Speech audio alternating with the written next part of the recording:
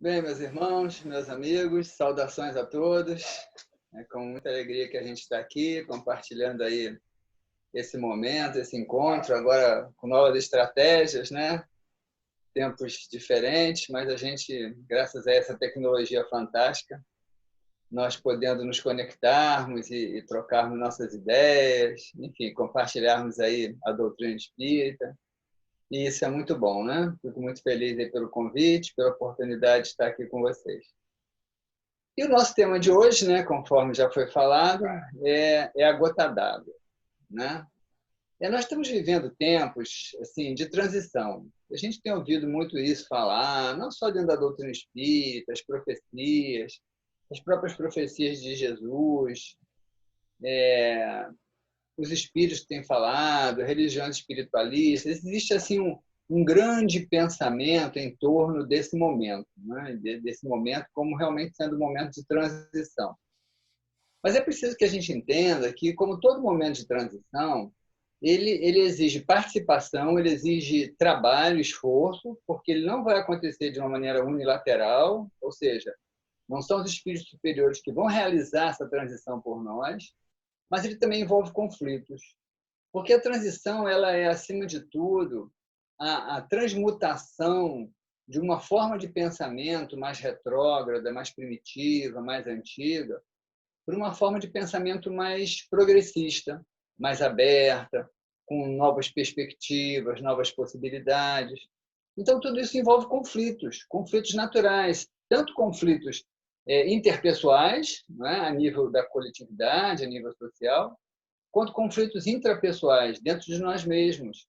Porque é muito mais fácil nós ficarmos na nossa zona de conforto, apegados àquilo que aqui estamos acostumados, do que nos expormos aos riscos do novo, né? Mas muitas vezes é no risco do novo que está o que nós precisamos usufruir, que está o presente, né? Que está a bênção, que está a dádiva. Tem até uma passagem muito curiosa, né? Que Emmanuel conta de uma fábula, está no livro, acho que Libertação, se eu não me engano, ele fala daquele poço dos peixinhos, né? Que os peixinhos estavam no poço, estavam ali esperando, vivendo ali dentro daquele poço. Num determinado momento, né, um daqueles peixinhos começa a ficar inquieto e havia uma passagem que era meio fechada com grades, mas eles diziam para o peixinho que ele não podia sair por ali, que aquilo ali era muito perigoso, que aquilo ali iria levá-lo a muitos riscos. Mas o peixinho um dia ousou e foi embora. Passou pelas grades, caiu numa vala, foi desembocar num rio, um córrego, acabou caindo num rio maior, foi indo, e de repente ele de, terminou ali a sua jornada dentro do oceano. E quando ele chegou no oceano, ele se maravilhou, porque ele viu coisas que ele nunca havia visto. Viu o fundo do mar, o fundo do oceano, subiu na superfície, viu as estrelas, viu o continente, viu os seres humanos. E ele fala: nossa, mas que mundo maravilhoso. E ele resolve voltar para contar isso para os outros peixinhos. Então ele volta, faz o percurso de novo contra a corrente, vai pelo rio, vai pelo córrego, entra pelo canal e desemboca de novo naquela tela de grades, passa pela tela de grades, chega no poço e conta para todo mundo, reúne os peixes e conta para os peixinhos. Olha, lá fora tem um mundo maravilhoso, não é, nada, não é perigoso, foi muito bom, é tudo muito bonito. E os peixinhos riem dele, né? Dizem que ele era maluco, que não era nada disso, que os antigos sempre disseram que eles nunca tinham que passar por ali, e eles preferem ficar ali na zona de conforto deles, sem perceber que estavam aí desprezando e desperdiçando um mundo novo que podia se descortinar. E o peixinho, então, resolve abandoná-los e volta para o oceano, seguindo o caminho dele, para ser feliz. Então, é um momento de muitos conflitos, é inevitável, conforme eu estava falando.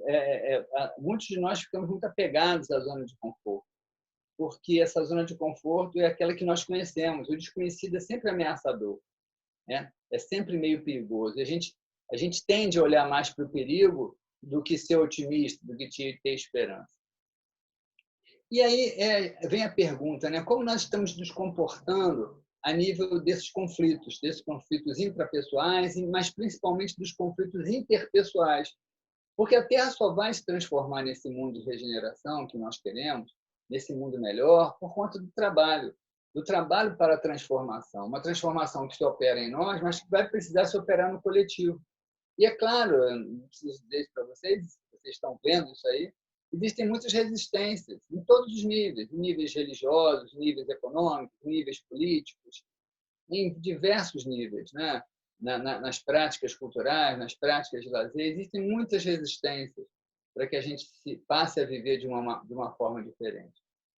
E para que essas resistências sejam vencidas, é claro, é preciso que outras forças se oponham a ela e aí vai surgir o conflito. A grande questão é como nós estamos vivendo esse conflito, de que maneira nós estamos lidando com esse conflito. Qual é a nossa postura diante desse conflito, diante desses conflitos que surgem diante de nós. E aí eu me lembro de uma fábula também, que já ouvi muitas vezes isso, palestrantes falando, e eu sempre ficava meio desconcertado com essa história. É aquela história do beija-flor, né, que a floresta estava pegando fogo, e os animais todos correndo, querendo sair da floresta, e o beija-flor lá pegando uma gotinha de água na boca e jogando para apagar o fogo. Pegando uma gotinha de água na boca e jogando para apagar o fogo. E a coruja vem e pergunta para ele, mas o que você está fazendo? Não vai adiantar nada disso. E ele diz assim, mas não importa, eu estou fazendo a minha parte.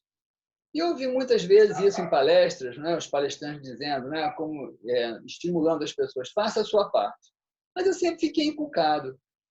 Até que ponto adiantava esse beija-flor realmente fazer aquela parte dele, já que ele não ia apagar o fogo com aquela gotinha de água? Será que ele não teria sido muito mais produtivo se ele tivesse convocado todos os animais, o hipopótamo, os elefantes, para eles sim puxarem a água, jogarem a água no fogo? Ou talvez tivesse organizado uma fuga em conjunto para que todos pudessem se salvar e ficarem protegidos? Ele teria sido muito mais produtivo do que jogando aquela aguinha. Então, muitos de nós, acredito eu, ficamos muitas vezes achando que aquele nosso servicinho, aquela coisinha pequena que nós fazemos é suficiente, mas nos omitimos das grandes tarefas. Quando eu digo grandes tarefas, não são tarefas que vão surgir e aparecer para o público, mas as tarefas que muitas vezes exigem de nós coisas que nós não gostamos de fazer, como os embates, por exemplo, que é se posicionar, que é dar o seu próprio testemunho, que é questionar o outro quando o outro está se postando de uma maneira equivocada. É sempre muito mais cômodo a gente dizer assim, não, mas eu vou ficar aqui quieto, porque foi isso que Jesus nos ensinou, que nós tivéssemos tolerância, que nós tivéssemos paciência. E aí eu pergunto a vocês, será que foi isso mesmo que Jesus ensinou? Será que Jesus, ao vir à Terra, ele veio para ficar passivo diante de tudo aquilo que ele estava errado, diante de tudo aquilo que ele via de errado? Eu acho que não. Eu acho que não. Jesus foi muito incisivo, muito incisivo. Jesus, em Mateus, nós vamos encontrar 7 passagens em que Jesus critica veementemente a hipocrisia dos fariseus, a postura dos fariseus. Em Lucas, são 6 passagens em que Jesus critica fortemente a postura dos fariseus. Em Mateus, Jesus vai dizer, seja o vosso falar sim, sim, não, não. Justamente defendendo a assertividade, uma postura de enfrentamento, de um enfrentamento que tem que ser pautado pelo amor, mas que não pode ser pautado pela omissão, pela passividade. E ainda no Apocalipse, quando Jesus inspira João Evangelista para escrever aquelas páginas, ele vai falar de nós e vai dizer assim que nós somos mornos, nem quentes nem frios. Ele vai dizer assim, por isso eu vomitar-vos-ei da minha boca.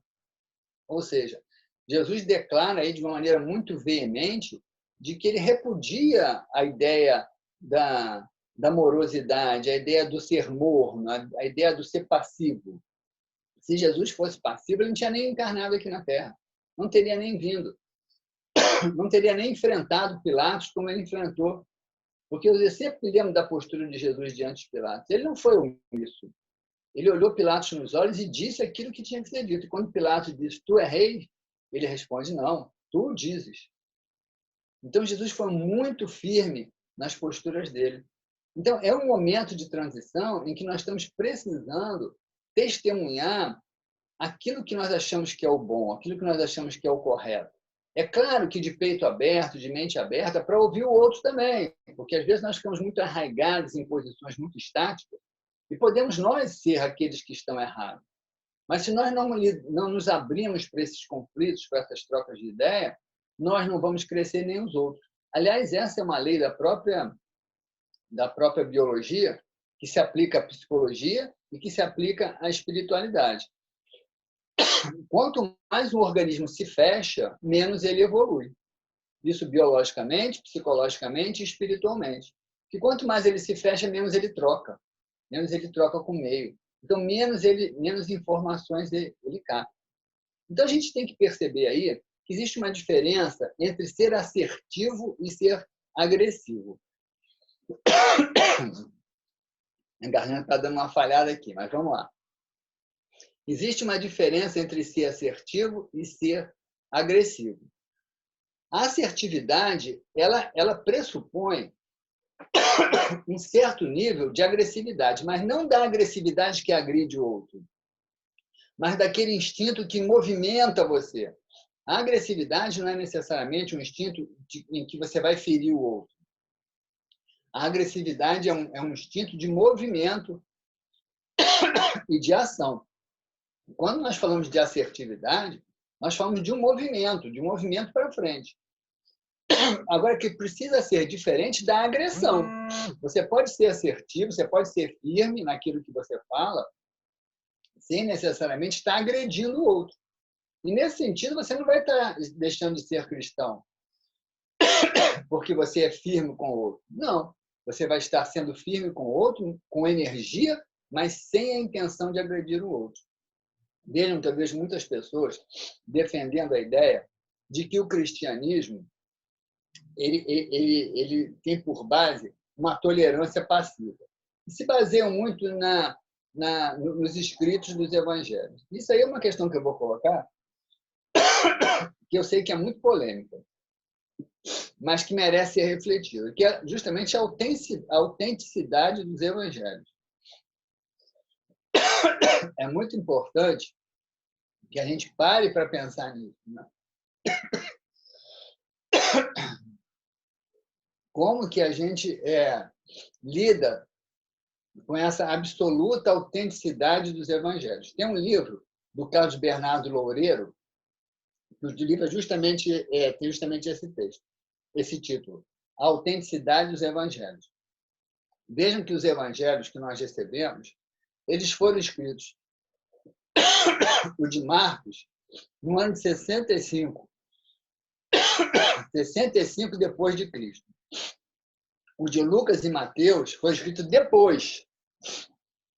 E o de João foi escrito no ano de 90 depois de Jesus. Ou seja, foram muitas décadas depois da morte de Jesus. Sendo que o evangelho de Marcos e o de Lucas, sendo que Marcos e Lucas nem conviveram com Jesus. Eles ouviram as histórias que os primeiros cristãos contaram para eles. E aí eles escreveram os evangelhos. No século II, o filósofo grego Celso, que é citado por Leon Denis no livro Espiritismo e Cristianismo, agora não me lembro o nome do livro, mas é mais ou menos assim. Me falhou agora a memória. Nesse livro, Leon Denis vai citar esse filósofo grego Celso, do século II. O Carlos Alberto Loureiro também cita ele. O Celso, no século II, ele já dizia o seguinte, que os cristãos estavam manipulando demais os evangelhos de Jesus. Isso no século II. No século II. Onde os evangelhos nem tinham sido escolhidos ainda. Quase 200 anos depois,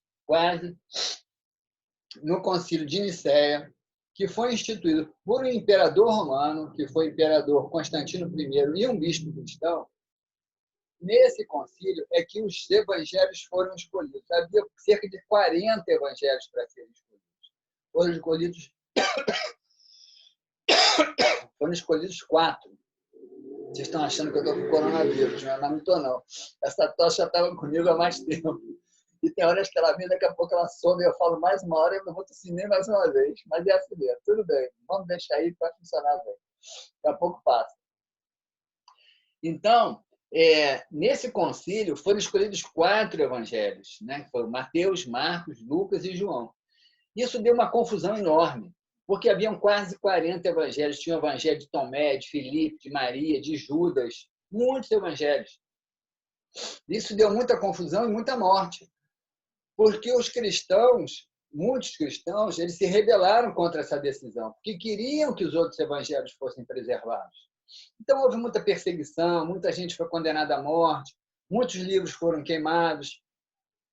E aí foi o que aconteceu, né? Em 1920, mais ou menos, foi aquele achado dos escritos do Mar Morto, onde encontraram lá diversos pergaminhos com diversos evangelhos. Eu já tive a oportunidade de ler o Evangelho de Maria e de Tomé, e vocês veem, quem tiver oportunidade, procure para ver, vocês veem que a construção do tema, do texto, é diferente. É um texto muito mais aberto, muito mais livre, muito mais falando de emoção, muito mais falando de perdão, muito mais falando com uma liberdade muito maior.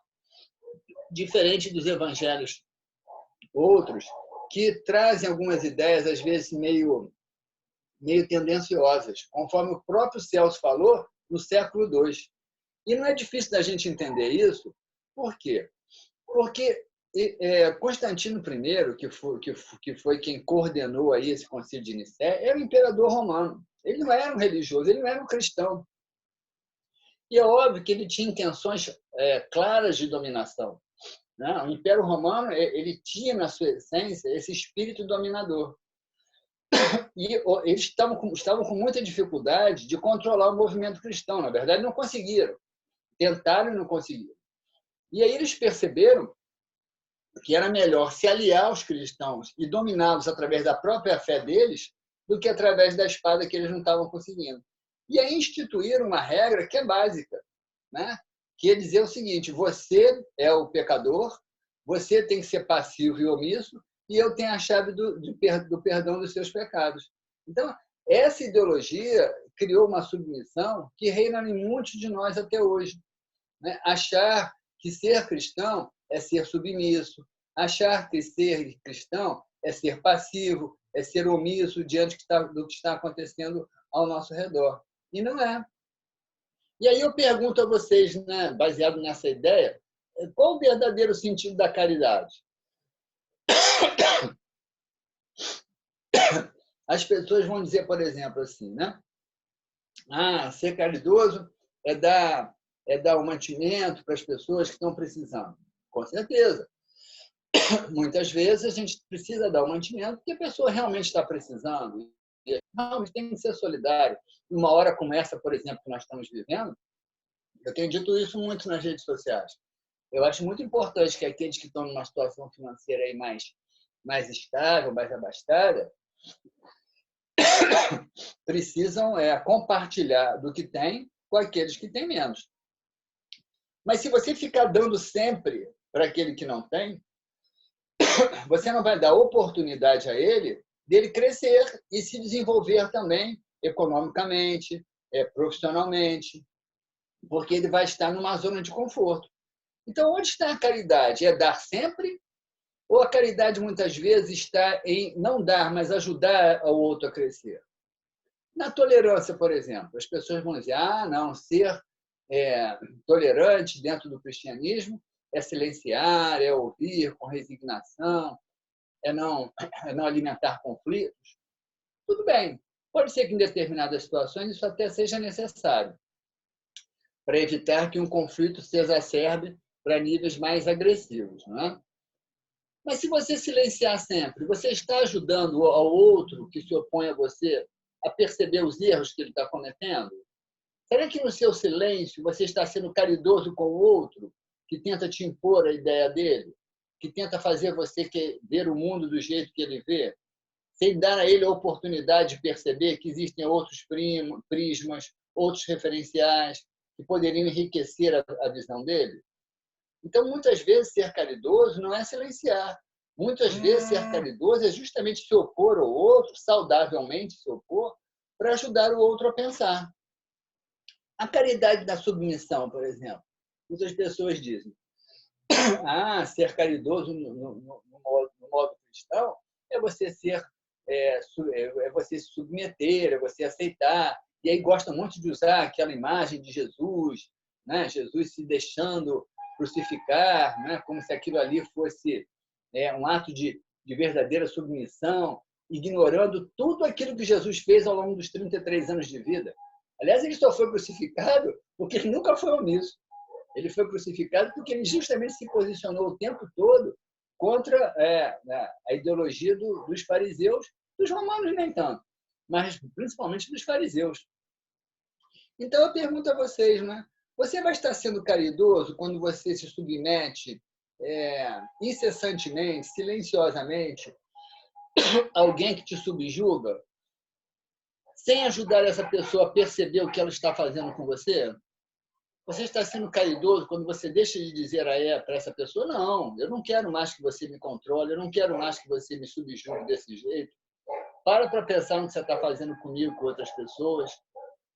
Você aí sim, você vai estar ajudando essa pessoa a pensar, você vai estar ajudando essa pessoa a crescer.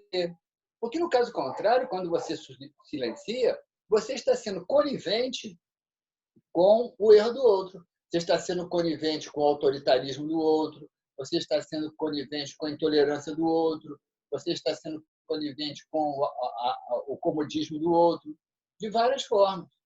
A lei do karma, por exemplo, a lei de causa e efeito, é outra lei onde essa questão se aplica. Durante muito tempo, eu mesmo acreditei nisso, né? A gente começa a lidar com a doutrina espírita, e é claro que a gente vai muito construindo a nossa ideia, principalmente no começo, baseado no que os outros falam, né? Os outros que estão mais experientes. Mas com o tempo a gente vai lendo e vai construindo nossas próprias ideias.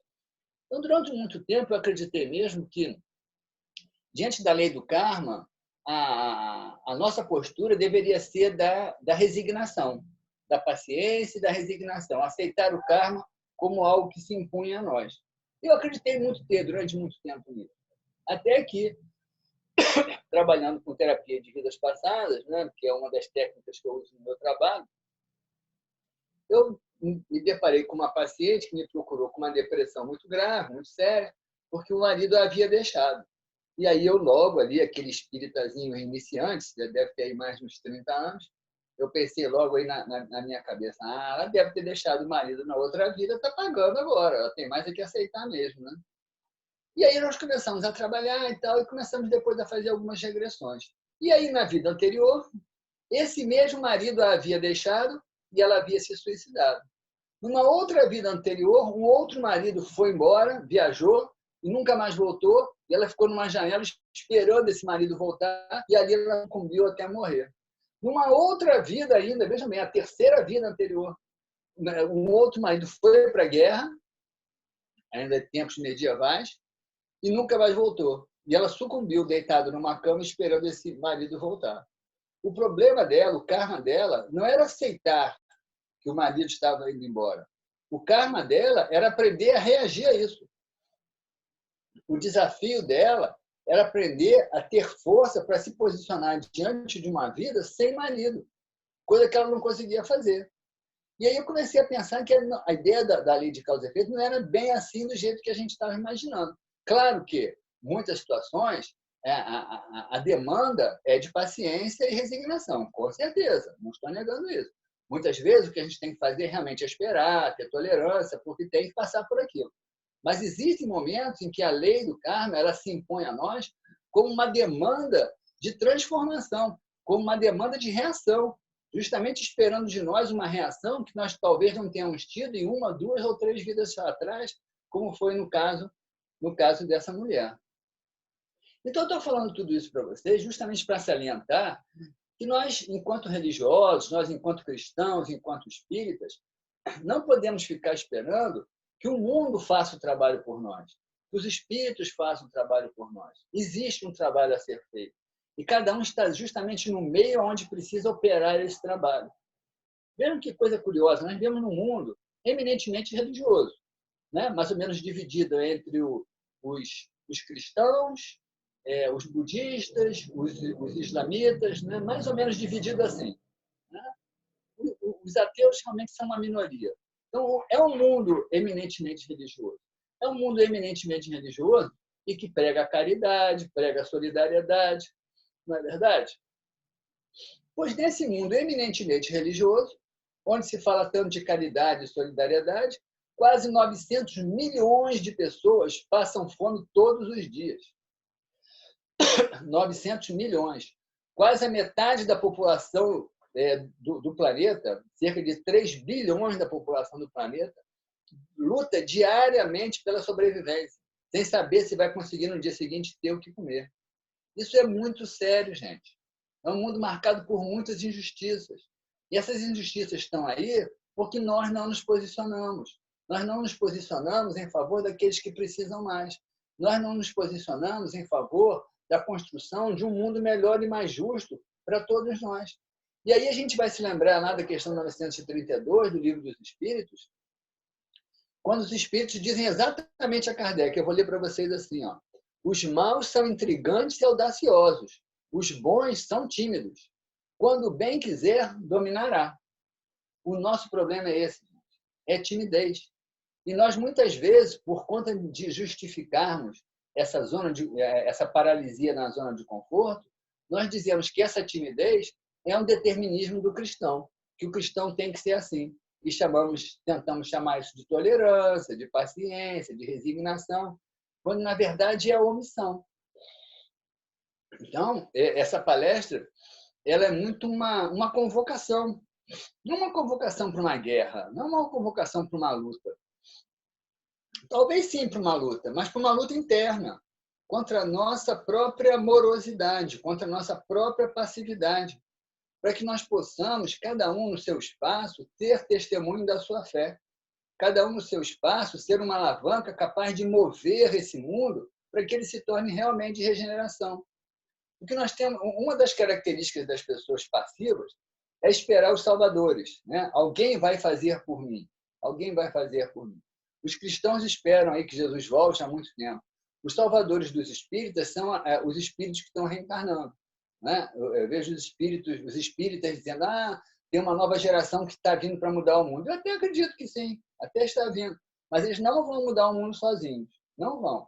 Eles vêm e vêm precisando do nosso apoio, da nossa ajuda. E eu, no meu trabalho, eu lido muito com isso. Eu recebo muitos pacientes, jovenzinhos, pacientes hoje que estão com 14, 15, 16 anos, que eu vejo que essa geração nova que está reencarnando para mudar o mundo, mas que estão deprimidos. Sabe por quê? Porque eles vêm de um mundo muito diferente do nosso. Então, eles chegam aqui, eles não são espíritos puros e perfeitos. Eles são espíritos que vivem em mundos melhores, são espíritos um pouco mais avançados, mas não são puros e perfeitos. Então, eles chegam aqui e se deparam com esse mundo como nós estamos vivendo, com essas injustiças, com essas discrepâncias que nós assistimos ao nosso redor, com essa energia densa e pesada como essa que nós vivemos, e eles não aguentam, sofrem muito. Eu lido com isso muitas vezes no consultório. Isso, então, eu estou dizendo isso justamente porque nós precisamos ser parceiros desses jovens. Eles vêm com novas ideias, eles vêm com novas propostas, mas eles precisam daqueles que já estão aqui, que possam realmente operar junto com eles essas transformações. Então, cuidado com a passividade, né? Cuidado com a dependência de esperar as pessoas, cuidado com a procrastinação. Né? O passivo ele gosta muito de procrastinar, de deixar para depois. E vejo que num momento como esse que nós estamos vivendo agora, dessa crise do coronavírus, eu tenho me deparado com isso também. Muitas pessoas começaram essa pandemia, esse isolamento social dentro de casa, dizendo assim: não, eu vou ficar esperando aqui porque isso vai passar logo. Não vai passar. Não vai. Não duvidem disso. Não adianta ficar em casa esperando para ver o que vai acontecer. Tem até que ficar em casa, com certeza. Mas tem que recriar a vida. É preciso que cada um de nós, dentro do seu espaço, recrie a sua vida, como nós estamos fazendo aqui. Nós não estamos podendo ir nos centros espíritas, estamos aqui, recriando as nossas estratégias espíritas, usando a tecnologia que está ao nosso redor. Tenho visto muitas pessoas aí, né, fazendo coisas muito interessantes, coisas muito bacanas, dentro desse novo contexto. Cuidado com essa ideia, né? Não, eu vou ficar aqui esperando que isso vai passar. Primeiro, que vai demorar muito mais do que você imagina. Segundo, que para você essa sensação de tempo vai ser muito pior, porque quem fica esperando sem agir, o tempo parece que demora muito mais. E terceiro, que vai chegar uma hora que você vai deprimir, porque você não vai aguentar a sua própria morosidade. Então, são características da passividade, né? Não estabelecer projetos para o futuro, projetos de vida, não ser proativo. Cuidado com isso, né? A gente quer um mundo de regeneração. Qual o projeto que a gente tem para esse mundo de regeneração? O que eu estou construindo no meu lar, na minha família, ao meu redor, na minha comunidade, para que esse mundo de regeneração comece a se construir a partir do meu próprio contexto de vida? Que agente sou eu de transformação desse mundo?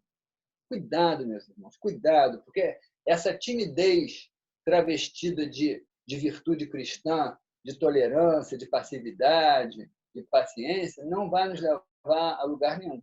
Eu não quero dizer que a gente não tenha que ser tolerante, passivo e paciente. Passivo não. Eu não quero dizer que a gente não tenha que ser tolerante e paciente. Com certeza. Temos que ter tolerância, paciência. A grande questão não é sobre o que fazer. Nós temos que fazer.